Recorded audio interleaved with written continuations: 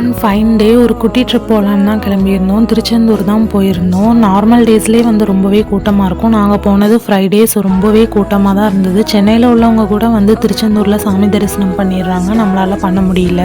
Normal டேஸ்லேயே ரொம்ப கூட்டமாக தான் இருக்கும். அதுவும் விசேஷ நாட்களில் நம்ம கேட்கவே வேண்டாம். நீங்கள் கிளிப்பில் பார்த்தாலே தெரியும் எவ்வளோ கூட்டமாக இருக்குது அப்படின்னு.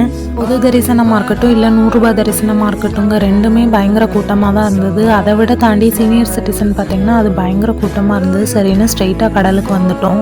கொஞ்சம் வேர்க்கடலை சுண்டலெல்லாம் சாப்பிட்டுட்டு கடலில் டைம் ஸ்பெண்ட் பண்ணோம். பக்கத்துலேயே இருக்கிற சித்தர் பீடம் தான் தரிசனம் பண்ண போயிருந்தோம். திருச்செந்தூர் கோவிலுக்குள்ளே அவ்வளோ பக்தர்கள் கூட்டம் இருக்குதுங்க. ஆனால் அந்த சித்தர் பீடம் பார்த்திங்கன்னா பாருங்கள், ஆளே இல்லாமல் இருக்குது. இங்கேயும் மக்கள் வந்து ஏன் தரிசனம் பண்ணலன்னு தெரியல.